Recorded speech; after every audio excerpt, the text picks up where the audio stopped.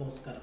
രേണു സുധി ഇപ്പോൾ രണ്ടും കൽപ്പിച്ച മട്ടാണ്. തനിക്കെതിരെ ഉയർന്ന വിവാദങ്ങളെ സമർത്ഥമായി അതിജീവിച്ച രേണു ഇനിയിപ്പോൾ ബ്ലോഗർമാർക്കെതിരെ രംഗത്ത് വരികയാണ്. ഇവർക്കെതിരെ റിയാക്ഷൻ വീഡിയോ ചെയ്യുന്ന പ്രമുഖ ബ്ലോഗർ തന്നെയാണ് ഈ കാര്യം സ്ഥിരീകരിച്ചത്. തൃക്കുടിത്തനം പോലീസിലാണ് ബ്ലോഗർക്കെതിരെ കേസ് കൊടുത്തത്.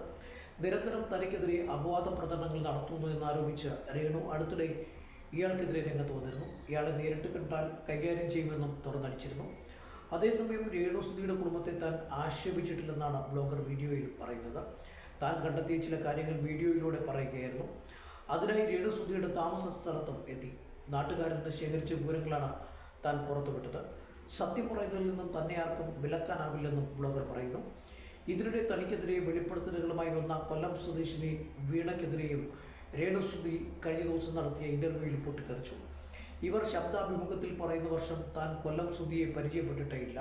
പിന്നെ എങ്ങനെയാണ് താൻ മെസ്സേജ് അയച്ചതുകൊണ്ടാണ് ഇവരുടെ വിവാഹബന്ധം തകർന്നതെന്ന് പറയുന്നത്. തനിക്ക് അവരെ അറിയില്ലെന്നും രേണു വ്യക്തമാക്കിയിട്ടുണ്ട്. മാത്രമല്ല, സ്റ്റാർ മാജിക്കിൻ്റെ വേദിയിൽ പോലും കൊല്ലം സുധി ഇവരെപ്പറ്റി സംസാരിച്ചിട്ടില്ല. അതേസമയം ആദ്യ ഭാര്യയെപ്പറ്റി കൊല്ലം സുധി സ്റ്റാർ മാജിക്കിൽ പറയുന്നുണ്ടെന്നും രേണു സുധി വ്യക്തമാക്കി.